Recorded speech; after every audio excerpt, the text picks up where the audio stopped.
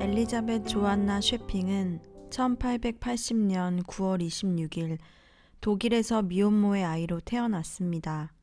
그의 어머니 안나 쉐핑은 3살배기 딸을 독실한 로마 가톨릭 신자 조부모에게 맡기고 미국으로 이민해 버렸습니다. 쉐핑의 현재와 미래는 암담하기만 했습니다. 그나마도 쉐핑은 할머니의 보살핌 아래서 초등학교에 입학하였으나 할머니마저 세상을 떠났습니다.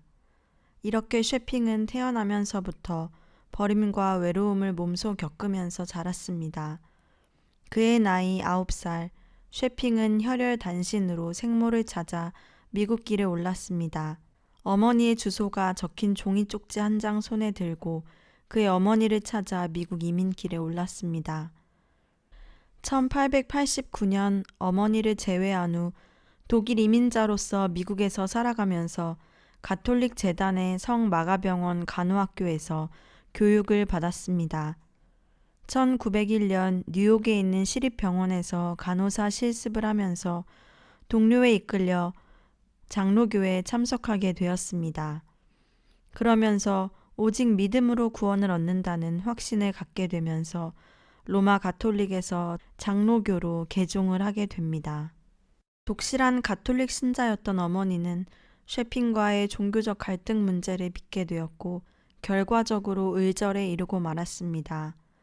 어머니로부터 의절을 당한 쉐핑은 성경교사 훈련학교에 입학하여 8년이 지난 그의 나이 31세 때 겨우 졸업했습니다.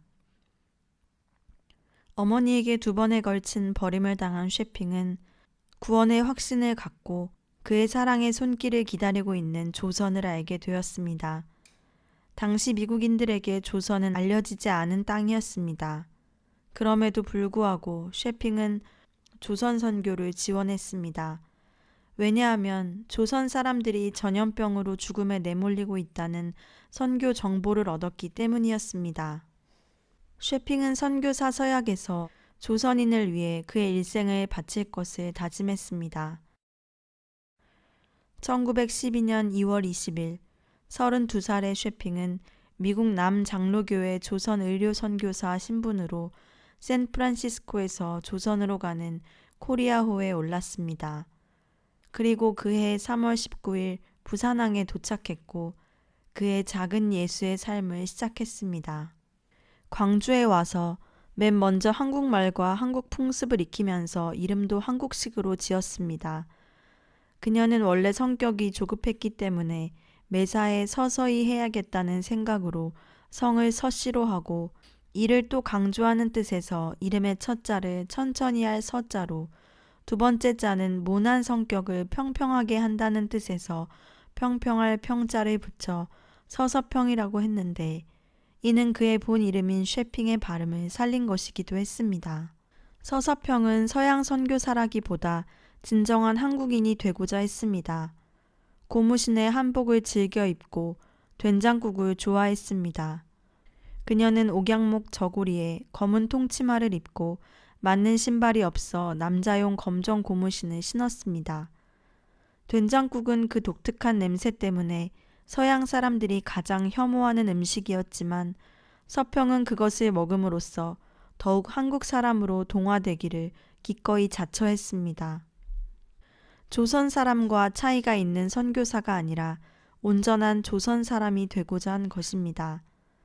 조선 사람들이 평소 입는 옷과 신발을 신고 조선말을 하며 고아를 등에 업은 단발머리 서양 처녀 서평은 광주 사람들에게 뚜렷한 인상을 남겼습니다. 이들을 양육하기 위해 결혼도 거절하며 평생 독신으로 살았습니다. 서평의 첫 사역지는 광주 제중원, 군산의 구암예수병원, 그리고 세브란스 등 세 병원에서 일했습니다.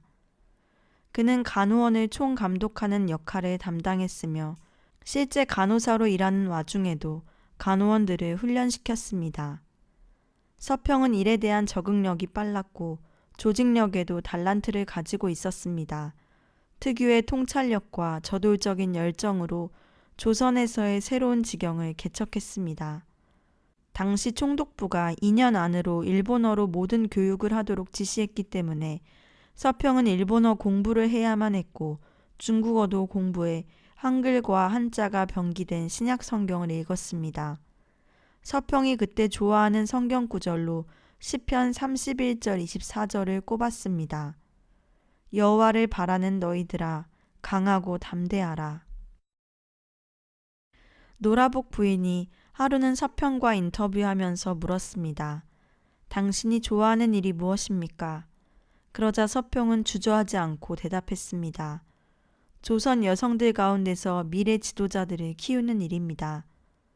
부모의 반대로 학교에 입학하지 못한 여인들, 가난하여 학교에 갈 수 없는 여인들, 결혼은 했으나 아이가 없어 소박당한 여인들, 남편과 사별한 여인들, 불우하고 기회를 놓친 다양한 계층의 여인들을 상대로 학교를 시작했습니다. 만주 율락가에 팔려갈 19세의 조선 소녀를 자신의 사비로 구출하고 율락 여성들의 빚을 갚아주며 그들의 사회적 구조 혁신을 위해 이일학교, 현재의 한일장신대학교를 설립하기도 했습니다. 쉐핑 선교사는 1년에 최소한 100여일을 순회 전도길에서 가난하고 병든 사람을 찾아 그들의 벗이 되어 주었습니다. 그녀는 조랑말을 타거나 아니면 보찜을 머리에 이고 100여리 길을 예사롭지 않게 걸었으며 한 번 순회 진로 여행을 나서면 말을 타고 한 달 이상 270km 넘는 거리를 이동했습니다. 진흙탕에 말이 쓰러지면 짐을 머리에 이고 걸어야 했습니다. 서서평이 바라본 조선 땅은 고난으로 가득 차 있었습니다. 그녀는 전도 여행을 다녀온 후 이렇게 기록했습니다. 이번 여행에서 500명이 넘는 조선 여성을 만났지만 이름을 가진 사람은 10명도 안 됐습니다. 조선 여성들은 돼지 할머니, 개똥 엄마, 큰년, 작은년 등으로 불렸습니다. 남편에게 노예처럼 복종하고 집안일을 도맡아 하면서도 아들을 못 낳는다고 소박맞고 남편의 외도로 쫓겨나고 가난하다는 이유로 팔려 다닙니다. 이들에게 이름을 지어주고 한글을 깨우쳐 주는 것이 제게 가장 큰 기쁨 중 하나입니다. 서평에게 있어서 간호사역, 사회사역만큼이나 비중을 차지했던 사역이 전도사역이었습니다. 그는 영문 전도지를 번역했고 지역 전도에도 혼신을 다했습니다. 전도대를 편성하여 전라도 일대를 다녔으며 추자도에도 전도했습니다. 전도만 한 것이 아니라 각 교회를 방문해 부인 조력회를 만들고 지도자를 세우는 일에도 힘썼습니다. 당시만 해도 교통수단이 발달하지 않아 조랑말을 타거나 조랑말이 이끄는 달구지를 타고 멀리 나가 전도했습니다. 주영옥 목사는 서평을 여걸 선교사로 부릅니다. 그것은 서평이 키가 큰 데다 당시 호랑이도 있고 강도가 난무하는 화순 너릿재를 조롱말을 타고 넘나들었기 때문입니다. 그만큼 위험이 뒤따랐어도 결코 두려워하지 않았습니다. 한 번은 고개를 넘다가 조랑말이 도망친 애도 있었습니다. 호랑이나 큰 야생 짐승 소리를 듣고 미리 놀라 주랭랑을 친 것입니다. 건강이 좋지 않은 데다 바람마저 강하게 불어 진흙탕 계곡으로 미끄러지기까지 했습니다. 서평은 믿지 않는 지역을 찾아가 직접 가가호호 방문하여 복음의 씨앗을 멀리 그리고 넓게 심었습니다. 이른바 축구 전도에 열심을 다한 것입니다. 그녀는 그 많은 어려움을 기쁨으로 견뎌냈습니다. 순회 전도를 통해 서평은 가을과 겨울 농한기에 시골 교회를 두루 돌아다니면서 성경을 가르치며 부인회를 조직했습니다. 선교사들과 함께 전도한 이 교환 목사는 서평을 가리켜 천대의 일이라 하였습니다. 1000명분의 일을 할 만큼 열정과 근면함으로 일했다는 뜻입니다. 서평은 불쌍한 사람을 보면 돕지 않고는 견디지 못했습니다. 주로 여집사 박강산이 조사 보고를 하면 서평이 자동차에 구호품을 실어주고 박집사가 처지와 형편에 따라 나누어 주었습니다. 의복과 양식이 대부분이지만 당시의 귀한 감귤도 내놓았습니다. 박집사는 내심 먹고 싶었지만 서평 자신도 먹지 않고 어려운 이들을 위해 내놓는 것이라 감히 손을 내지 못했다고 합니다. 1930년 마지막 선교 보고서를 썼습니다. 서평은 미국에서 많은 여성들이 담배를 피우는 것을 보고 여성들이 담배에 사용하는 돈만으로도 영적으로 죽어가는 많은 생명을 구할 뿐 아니라 조선의 모든 한센 환자들을 돌볼 수 있을 것이라며 안타까워했습니다. 그러나 그녀는 결코 실망하지 않으며 나의 하나님은 예수 그리스도 안에서 나의 모든 필요를 공급해 주실 수 있는 분임을 확신한다고 하였습니다. 인간의 방법이 아닌 하나님의 방법으로 궁핍한 조선의 필요를 채워주실 것을 확신했습니다. 서평은 어느 날 밤 이일학교 교사인 이복림을 불렀습니다. 함께 외출하자는 것이었습니다. 복림은 좋은 곳에 가는 줄 알고 구두에 날씬한 몸차림을 하고 따라 나섰습니다. 그런데 서평은 광주천 부동교 및 어느 움막 속으로 불쑥 들어갔습니다. 그곳에는 백발 거지 노인이 있었습니다. 서평은 아무 거리낌 없이 추운 겨울밤 다리 아래서 거적을 덮고 잠을 청하던 그를 깨우며 말했습니다. 최씨 아저씨, 아직 안 죽고 살았소? 이불을 가져왔으니 덮고 주무시오. 서평은 이불과 요를 나눠주고 어둠 속으로 총총히 사라졌습니다. 복림은 그때 자신이 너무 부끄러웠다고 고백했습니다. 추운 겨울 한밤중 빈민들을 생각하며 자신이 덮고 쓰던 이불과 요를 나눠준 서평. 찾아오는 사람에게 나누어 주다 보니 정작 자신의 옷은 단 2벌뿐이었습니다. 추운 겨울날 한센 환자 2사람이 떨고 있는 것을 본 서평은 자기 집으로 데리고 가서 한 장밖에 없는 담요를 둘로 갈라서 2 환자에게 각각 한 조각씩 덮어주고 돌보아 주었습니다. 서평이 죽을 때 양림천 움막에서는 처절한 울음소리가 들렸다고 합니다. 내가 죽고 그분이 살았어야 하는데. 서평은 이렇게 말했습니다. 남을 불쌍히 여기는 사랑이 없으면 어떻게 될까요? 사랑의 종교에서 구제를 제해버린다면 남는 것이 무엇일까요? 구제는 사랑의 발로입니다. 제 아무리 십자가를 드높이 치켜들고 목이 터질 만큼 예수님을 부르짖고 신자라 자처한다 할지라도 구제가 없다면 그것은 참 기독교인이 아닙니다. 1929년 조선 간호부 협회를 세계협회에 가입시키기 위해 갔던 미국에서 서서평은 갓 1살 된 자신을 할머니에게 버려두고 떠났던 어머니를 다시 만납니다. 하지만 어머니는 내 몰골이 내 딸이라 하기에 부끄러우니 썩 꺼지라고 서서평을 내쳤습니다. 평생 어머니의 사랑을 받지 못했지만 서서평은 수양딸 13명과 나환자의 아들 1명 등 14명의 한국 아이를 입양해 기른 조선의 어머니이기도 했습니다. 그냥 데려다 기르기만 한 것이 아니라 좋은 곳으로 시집가도록 돕고 소박이라도 맞으면 자활할 수 있도록 돕는 것도 그의 역할이었습니다. 무엇보다 낮은 곳을 향한 끊임없는 서평의 관심은 자신의 어머니로부터 버림받고 사랑을 나누지 못한 상처가 크나큰 원동력이 되었습니다. 과부의 심정은 과부만이 알 수 있듯이 고아의 상처와 눈물을 그 자신이 충분히 겪었기에 진심으로 이들을 섬길 수 있었던 것입니다. 서평은 고아뿐 아니라 행여 병자와 같이 버려진 이들의 이웃이었습니다.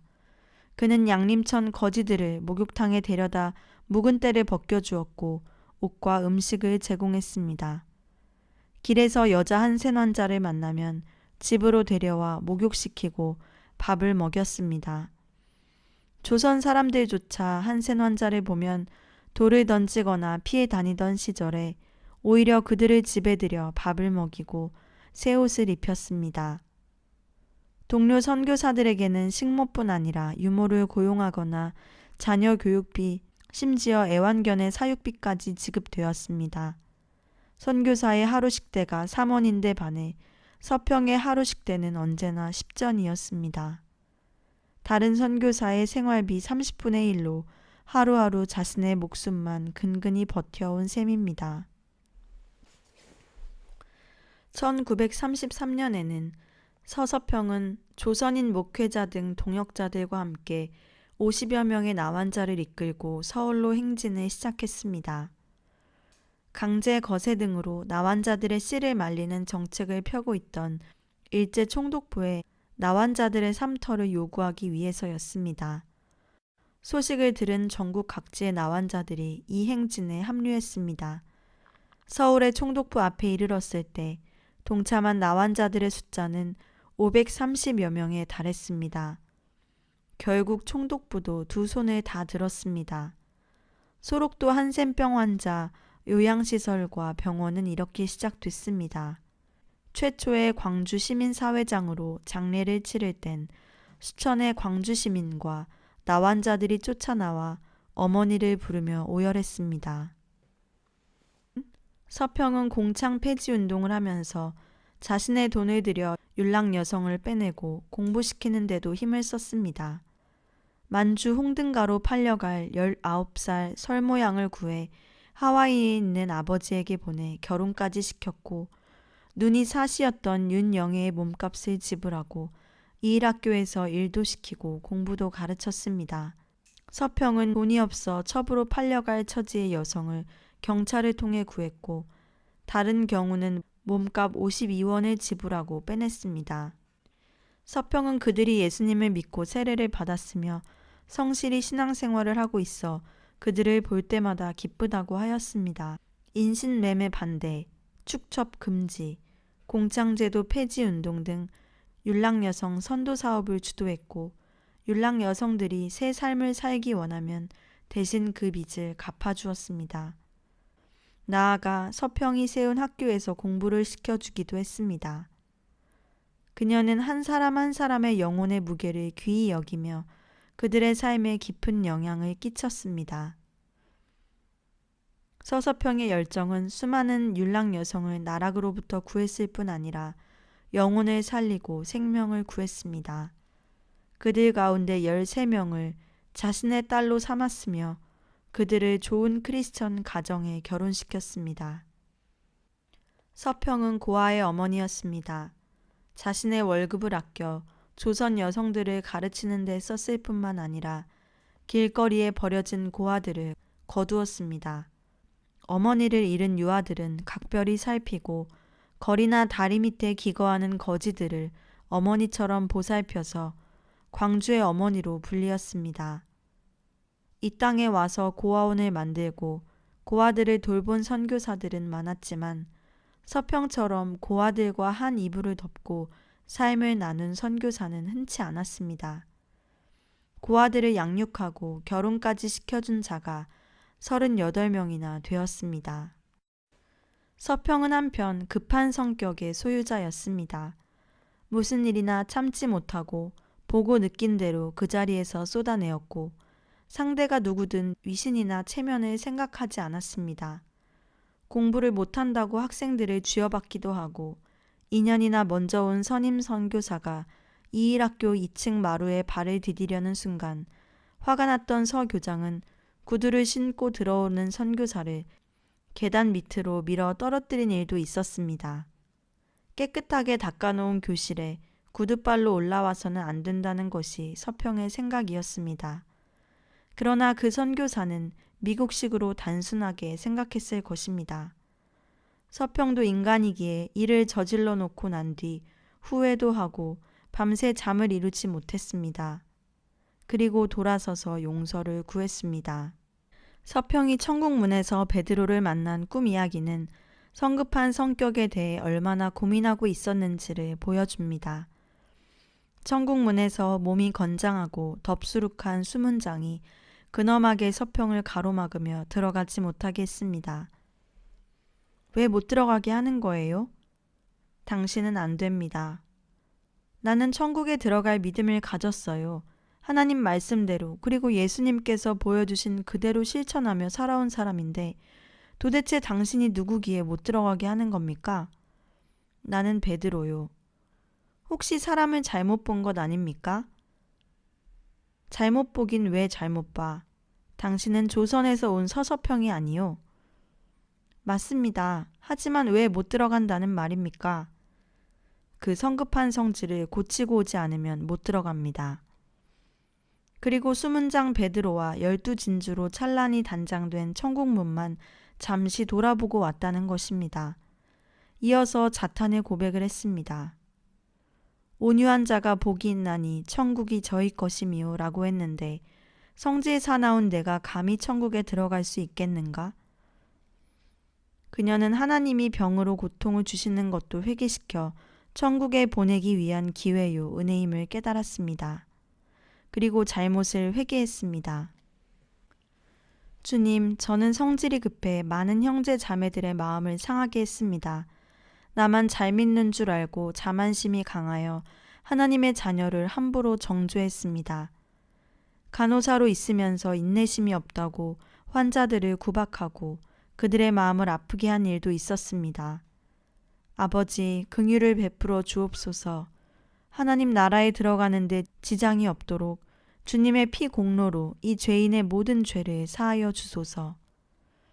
자신의 약점을 잘 알고 있었던 서평은 스스로 고민도 많이 했습니다. 그래서 자신의 급한 성격을 다스리고자 이름을 천천히라는 뜻에서 서씨로 정했습니다.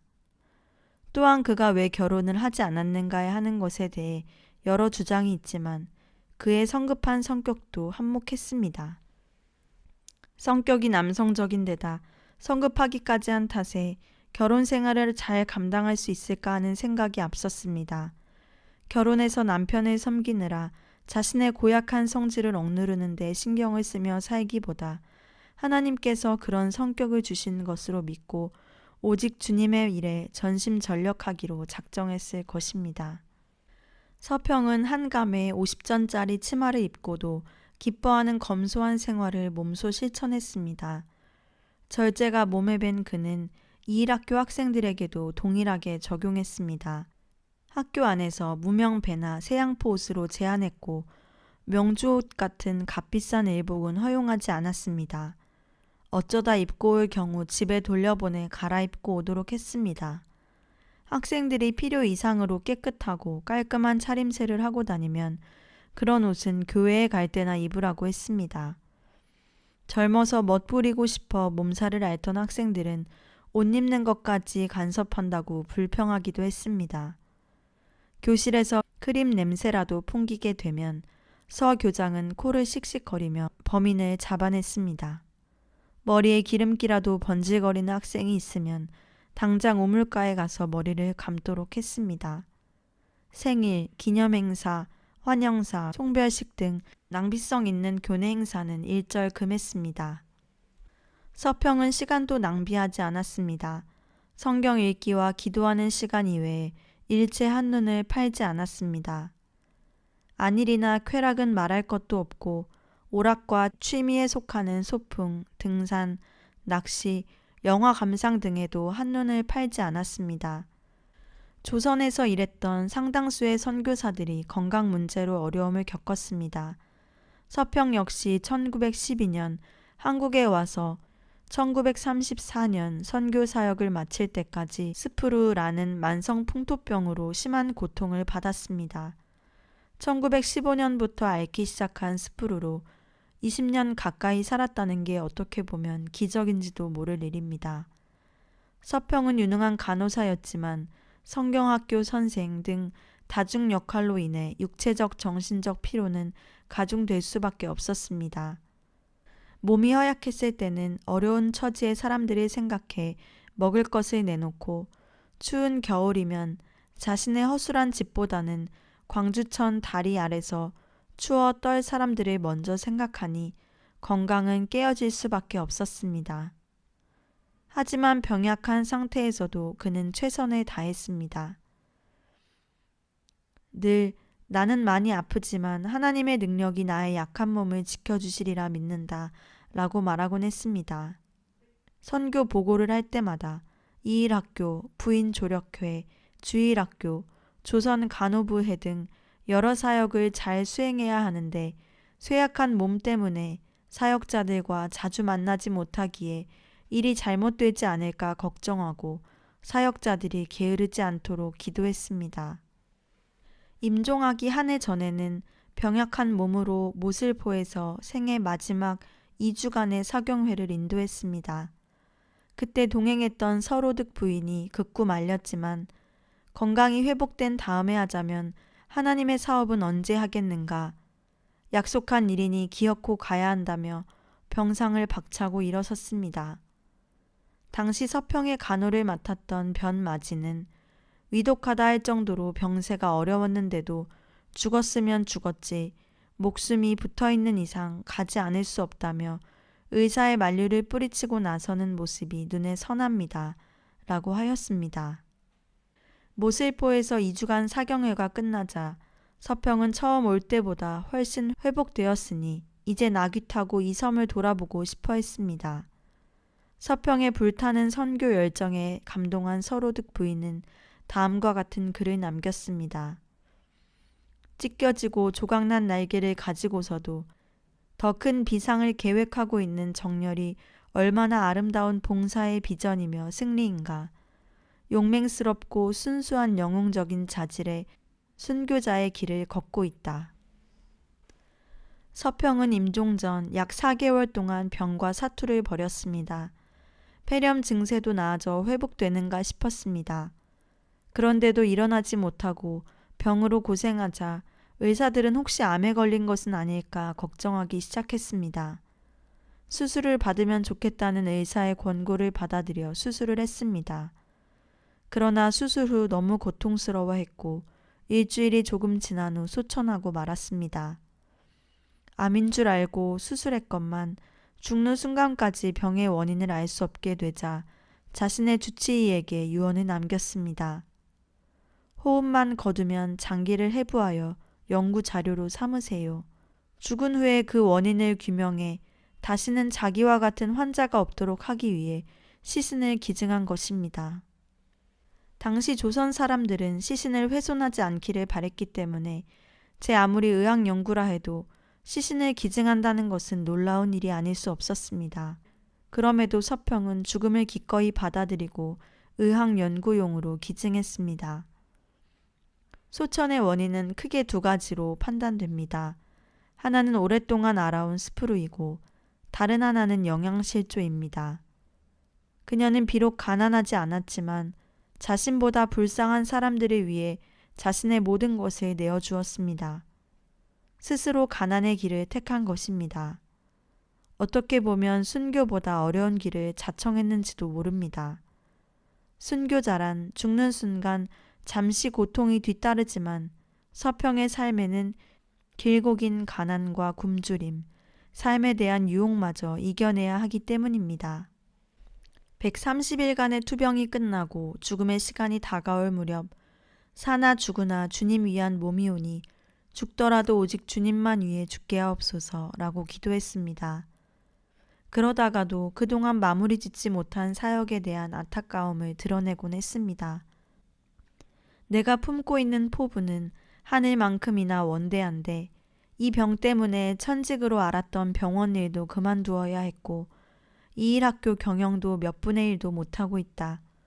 사명을 띠고 온 선교도 제대로 못하고 3년만 시간을 더 주신다면 하나님의 사업을 더하고 끝맺음을 짓지 못한 조선 간호부회 국제간호협의회 가입도 마무리할 수 있을 터인데 오 하나님 아픔을 덜어주시고 3년만 더 살게 해주십시오. 서평은 죽음을 앞두고 자신의 삶에 대해 감사했습니다.